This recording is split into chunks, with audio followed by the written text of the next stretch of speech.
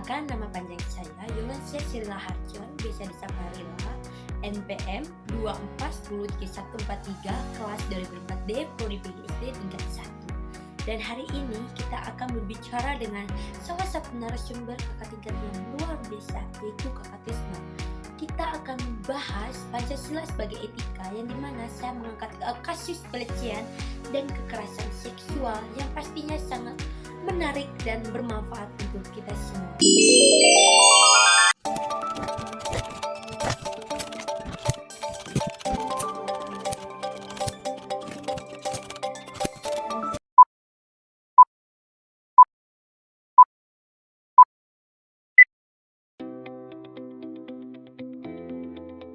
Selamat pagi kakak. Terima kasih karena kakak sudah meluangkan waktunya pada hari ini. Sebelumnya, izinkan saya memperkenalkan diri saya. Perkenalkan, nama lengkap saya Yolansia Sirila Harjon, biasa disapa Rila. Saya dari kelas 2024D, Prodi PGSD tingkat 1. Dan selanjutnya saya memberikan kesempatan kakak untuk memperkenalkan diri. Nama saya Trisno Arkadeus dari program studi pendidikan teologi semester 6. Langsung saja, di sini saya mengangkat kasus pelecehan dan kekerasan seksual.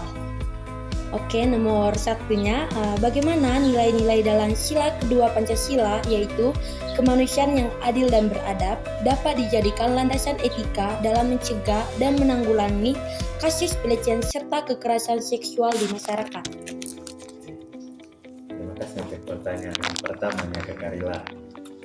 Jadi karena berkaitan dengan Pancasila dan fokus pertanyaan pertama adalah sila kedua tentang kemanusiaan yang adil dan beradab, maka menurut saya sangat penting untuk menerapkan nilai tersebut di tengah masyarakat atau bahkan di lingkungan-lingkungan yang lainnya seperti itu, karena dengan mengkonstruksikan nilai kemanusiaan yang adil dan beradab, itu berarti secara etis kita bisa melihat orang lain itu dari sisi kemanusiaan, pun halnya dengan kasus pelecehan seksual.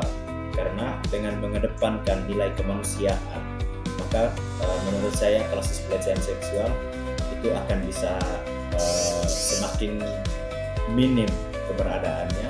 Dan karena sekali lagi karena mengedepankan nilai kemanusiaan juga, saya pikir itu bisa menjadi fondasi dasar untuk bisa menghargai harkat dan martabat orang lain, terutama dari pihak korban yang mengalami kekerasan seksual. Oke, terima kasih atas jawabannya kakak. Selanjutnya, mengapa praktik pelecehan dan kekerasan seksual masih terus terjadi meskipun Pancasila sebagai dasar negara telah mengajarkan nilai-nilai penghormatan terhadap martabat manusia? Kalau berkaitan dengan kasus pelecehan seksual, menurut saya itu sesuatu yang kadang-kadang tidak bisa kita kendalikan, karena kasus pelecehan seksual itu terjadi karena interaksi antar individu dan individu yang sifatnya eksklusif, tertutup seperti itu.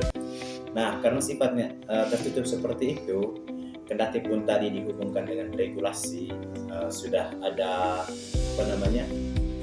sudah ada dasar negara yang telah mengajarkan nilai penghormatan terhadap manusia, itu menurut saya hanya sebatas narasi kalau kasusnya itu tidak ditangani sampai ke akar-akarnya seperti itu.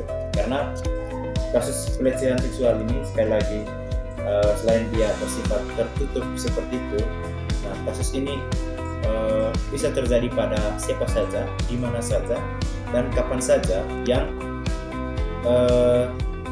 tidak disepakati terlebih dahulu kepada publik seperti itu, sehingga kita bisa membuat pencegahan yang dini seperti itu. Terima kasih atas jawabannya. Selanjutnya, apakah lemahnya penegakan hukum terhadap pelaku kekerasan seksual menunjukkan kegagalan implementasi sila kelima keadilan sosial bagi seluruh rakyat Indonesia sebagai prinsip etika berbangsa?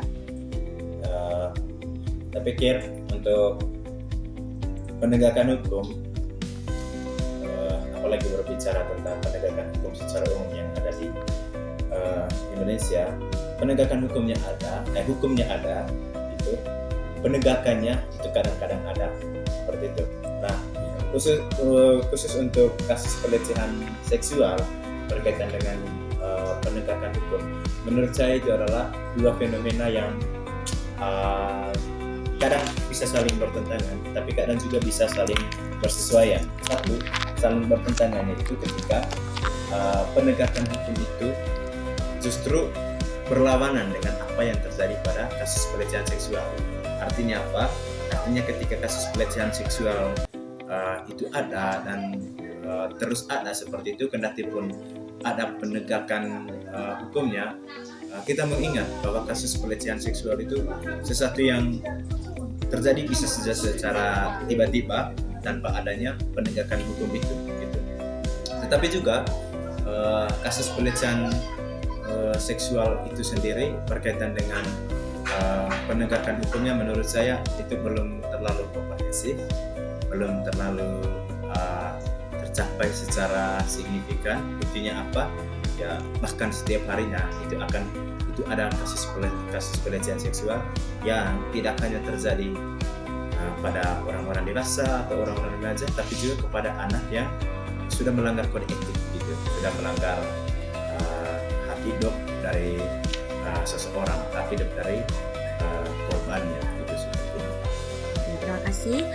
Pertanyaan selanjutnya, bagaimana pendidikan Pancasila di sekolah dan masyarakat bisa lebih efektif dalam membentuk kesadaran etis yang mencegah pelaku seksual menyimpang dan kekerasan terhadap sesama?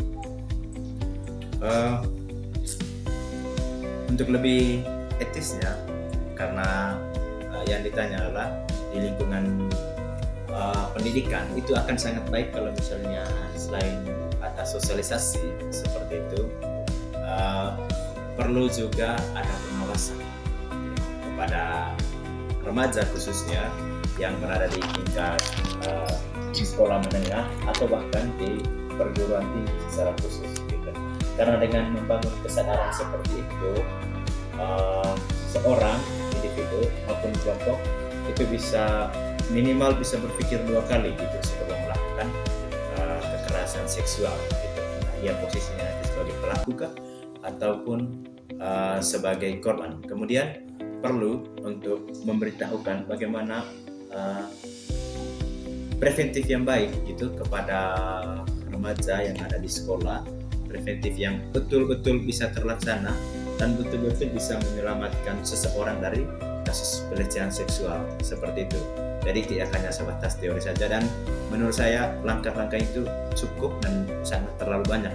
Itu seperti apa pendekatannya kepada remaja dan kepada orang-orang dewasa yang ada di lingkungan. Oke, terima kasih atas jawabannya. Pertanyaan yang terakhir, Kakak. Dalam konteks sila ketiga Persatuan Indonesia, bagaimana kita dapat membangun solidaritas kolektif untuk mendukung korban dan melawan budaya praktiknya yang kerap menjadi akar pelecehan dan kekerasan seksual? Budaya patriarki. Budaya patriarki itu budaya yang ya kadang korbannya itu karena kebanyakan dari perempuan. Tapi pada suatu saat juga tertentu bisa saja korbannya itu adalah laki-laki. Itu menurut saya ya. Tapi kan yang sering ditemukan itu patriark, ya, perempuan seperti itu. Nah, dalam konteks Persatuan Indonesia dan bagaimana kita dapat membangun solidaritas kolektif untuk mendukung korban, maka menurut saya ini adalah pertanyaan yang penting. The last question but not least, orang bilang ya. Tapi tidak kalah pentingnya seperti itu. Karena dengan membangun kesadaran kolektif itu berarti membentuk suatu kekuatan, membentuk suatu perlawanan kepada kekerasan seksual itu sendiri. Karena dengan kekuatan kolektif, dengan kekuatan massa, kekerasan seksual seperti itu menurut saya bisa teratasi gitu. Akan sangat tidak efektif misalnya hanya dibangun dengan kesadaran individu ya bisa saja dia berubah. Tapi kalau misalnya membangun kesadaran kolektif, suatu waktu ada perubahan pikiran atau ada kesempatan untuk kekerasan seksual lagi, karena adanya adanya pembentukan kekuatan kolektif itu dan jejaring seperti itu, maka kesadarannya kembali diupayakan untuk dibangun kembali, itu direkonstruksi supaya seseorang yang hendak terjerumus dalam kekerasan seksual itu bisa terselamatkan. Nah, yang bagian kedua dari pertanyaan terakhir itu sudah tentang patriarki itu sebagai bagian dari akar pelecehan dan kekerasan seksual. Ya memang terutama untuk konteks kita juga budaya patriarki itu memang ada dan mungkin akan selalu ada, tapi kita tetap berupaya untuk mencegahnya gitu, karena ya benar bahwa dengan adanya kebudayaan patriarki maka kekerasan dan pelecehan seksual itu akan semakin ada gitu. Sebagai contoh misalnya kekerasan terhadap pengurus rumah tangga, pada yang yang babysitter seperti itu, atau kepada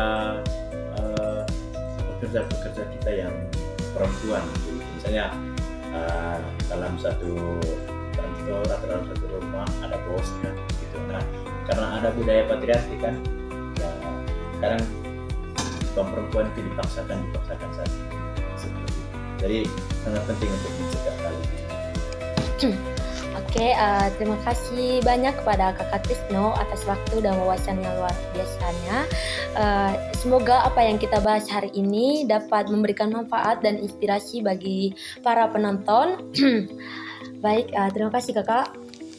Saya Yolansia Sila Harjon pamit undur diri.